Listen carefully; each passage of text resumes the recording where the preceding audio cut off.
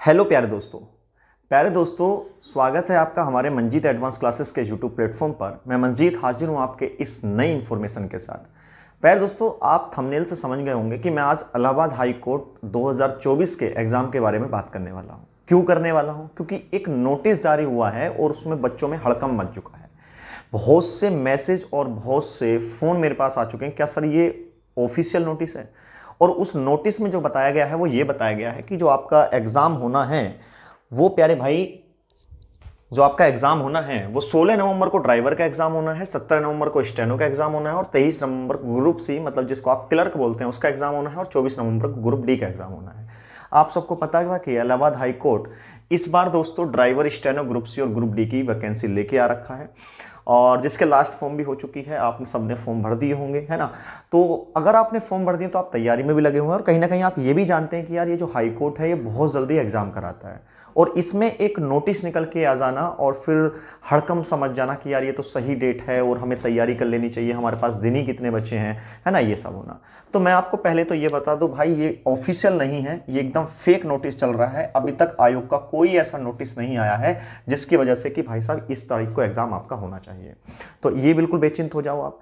अब फर्क ये आता है कि सर एग्जाम होगा कब, फिर कब हमें तैयारी करनी चाहिए। देखिए, क्योंकि अभी अगर हम बात करें आरओ एआरओ के एग्जाम की, तो आरओ एआरओ अगर देखो समझना दोस्तों, आरओ एआरओ का जो एग्जाम था ये बहुत दिनों से टलता जा रहा था। कोई कह रहा था कि यार कुंभ आ गया, सारा प्रशासन उसमें लग गया तो कुंभ के बाद होगा। लेकिन इलाहाबाद हाई कोर्ट जो है भाई, मैं आपसे बता दूं, इसे कोई गवर्नमेंट या फिर कुछ नहीं कराती, इसे एनटी कंडक्ट कराती है। आपको पता है ना, नेशनल टेस्टिंग एजेंसी। अभी जो एनटी कराती है वो तो बात सही है, ठीक है भाई, एक कंपनी ने ठेका लिया हुआ है, एनटी इसका एग्जाम करा रही है। लेकिन हो किसके बेस पर रहा है? तो भाई साहब जो इसका वरिष्ठ जज होता है, समझना, हाई कोर्ट कोई सा भी हाई कोर्ट हो, जो वरिष्ठ जज होते हैं उसके अंडर में दोस्तों ये सब के सब एग्जाम होते हैं। चाहे आप दिल्ली हाई कोर्ट की बात करें, चाहे आप 30,000 कोर्ट है दिल्ली में, चाहे आप सुप्रीम कोर्ट के एग्जाम की बात करें, चाहे आप अपना किसी भी स्टेट के हाई कोर्ट की बात करें, उसका जज के अंडर में ही सब वैकेंसियां होती हैं और जज ही इसका सब कुछ करा रहा होता है। तो इसलिए एग्जाम जाहिर सी बात है जल्दी तो होते हैं, ना दलील है ना वकील है, कुछ नहीं है भाई। ये सब एग्जाम एकदम मतलब वही कहते हैं कि भाई 15 दिन एग्जाम भरने के होते हैं और आफ्टर 15 या 20 डेज बाद ये एग्जाम करा लेता है। लेकिन इस बार ऐसा नहीं हो रहा है। इस बार क्या हो रहा है दोस्तों, थोड़ा लेट एग्जाम जा रहा है और वो एग्जाम जो जा रहा है, मेरे अगर राय से देखें आपकी भाई वो एग्जाम कब होना चाहिए, तो दोस्तों वो या तो दिसंबर के एंड में होगा, ये गारंटी है, आप समझ के चलना भाई, दिसंबर के एंड में, या फिर दोस्तों जनवरी के फर्स्ट वीक में भाई आपका एग्जाम हो जाना चाहिए। ठीक है, जनवरी के फर्स्ट वीक में आपका एग्जाम होगा। रीजन है दोस्तों, बहुत देखो भाई, एग्जाम चलो मान लेते हैं वरिष्ठ जज कराएगा, लेकिन एनटीए जो एग्जाम कराएगी उसमें भाई बहुत सा प्रशासन भी काम करेगा, है ना। तो उस प्रशासन में इस टाइम बिजनेस चल रही है भाई साहब कुंभ के मेले में, तो एग्जाम इसलिए थोड़ा सा डिले हो रहा है। बाकी ये जो है भाई ऑफिशियल नहीं है। आपका एग्जाम दोस्तों दिसंबर के एंड हफ्ता में आएगा या जनवरी के फर्स्ट वीक में जाएगा। इसलिए अपनी तैयारी को बढ़िया से करते रहो, इधर उधर की बातों में ना रहो।